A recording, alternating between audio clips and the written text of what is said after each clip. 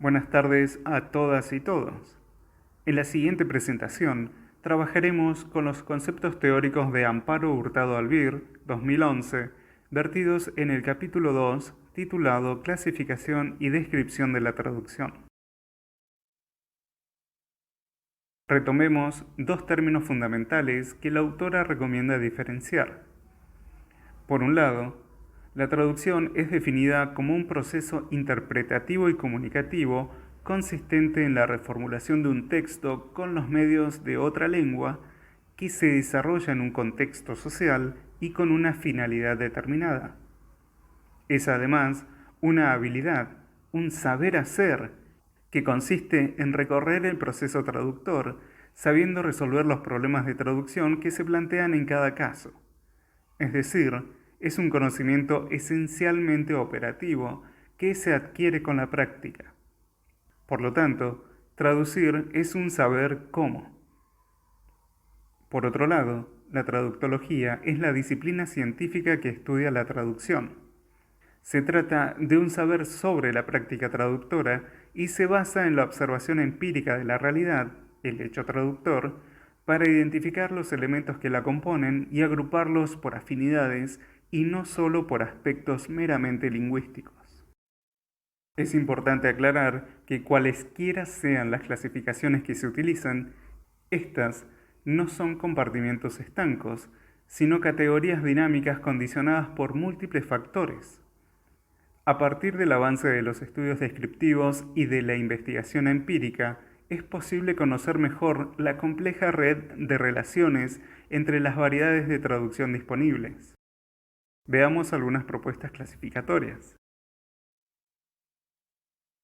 Los primeros intentos de catalogación pueden ser rastreados hasta la Edad Media y parte del Renacimiento, con las obras de San Jerónimo, patrono de los traductores, quien diferencia entre traducción religiosa y profana, así como traducción del sentido, frase y dicción, y sustancia y palabra, por parte de Vives, o la distinción que hace Fray Luis de León entre trasladar y declarar.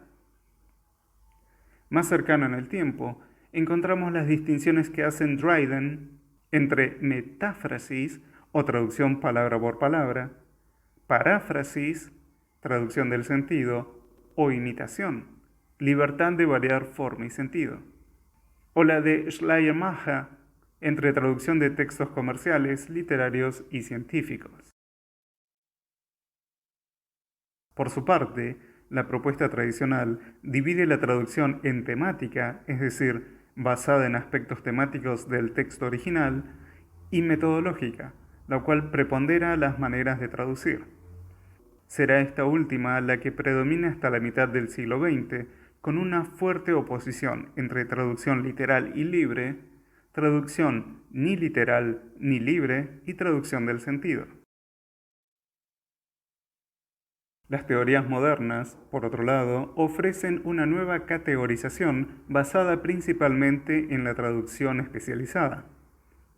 Podemos encontrar traducciones por cambio de código, es decir, cualquier proceso de transformación entre códigos distintos con mantenimiento de una invariable, por ejemplo, la intersemiótica, que es el paso de un sistema de signos a otro sistema de signos, la intralingüística, dentro de una misma lengua, la interlingüística de una lengua a otra, la humana, la mecánica, etc.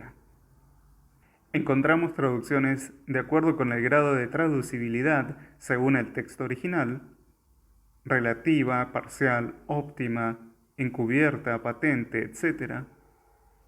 También por diferencias metodológicas, que es la clasificación referida al método o manera en que se traduce. Por ejemplo, dicotómica o polos opuestos literal libre, literal oblicua, semántica comunicativa.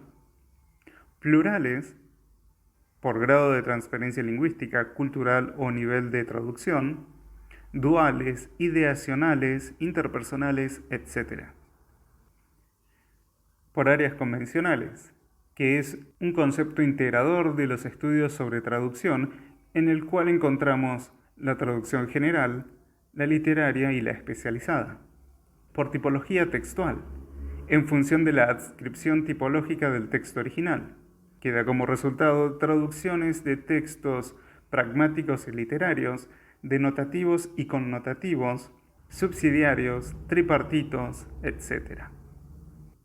Por último, diferencias de medio, sonido, grafía e imagen, y modo, escrito para ser leído, oral espontáneo o no espontáneo, etc. Por un lado, encontramos la traducción mecánica, humana, literaria, teológica, científica, y por el otro, la modalidad oral, escrita, simple, compleja, mediata, inmediata, etc. Hurtado Albir adopta un tono conciliador e integrador y categoriza a la traducción teniendo en cuenta 4 factores fundamentales: el ámbito socioprofesional, el modo traductor, la naturaleza del proceso traductor y el método empleado para traducir.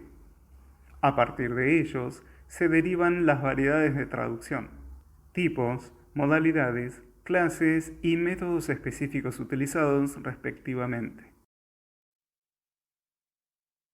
Se entiende como ámbito socioprofesional a aquellos géneros de cada entorno específico y campo temático a que pertenece el texto original.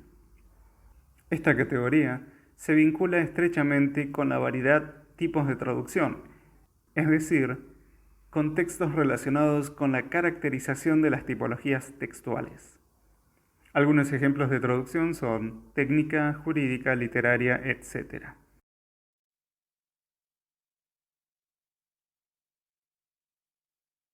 El modo traductor hace referencia a la variación que se produce en la traducción según las características del modo del texto original y de la traducción. Está íntimamente relacionado con las modalidades, entre las cuales se destacan la traducción escrita, a la vista, la interpretación simultánea o consecutiva, el doblaje, etc.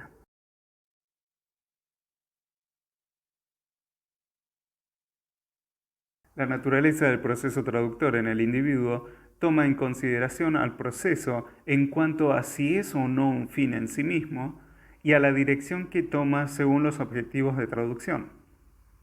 Se la vincula con las clases de traducción, que pueden dar origen, a su vez, a otras subvariedades dependiendo de la función y de la configuración del proceso del individuo, es decir, natural o profesional, o de la dirección, a saber, directa o inversa.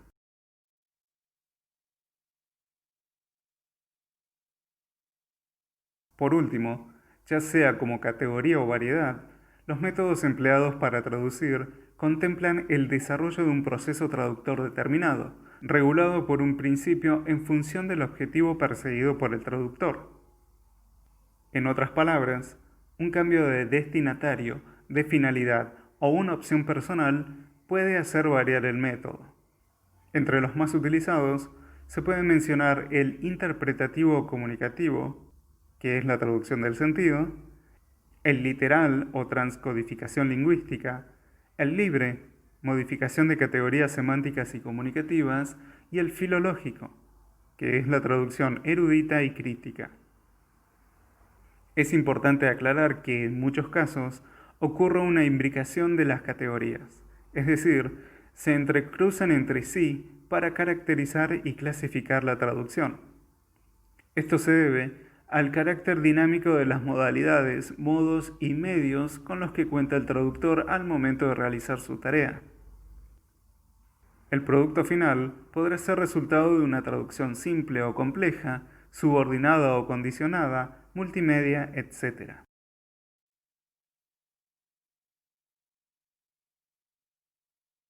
Para finalizar, presentaremos a modo de resumen la clasificación completa que utiliza Hurtado Albir.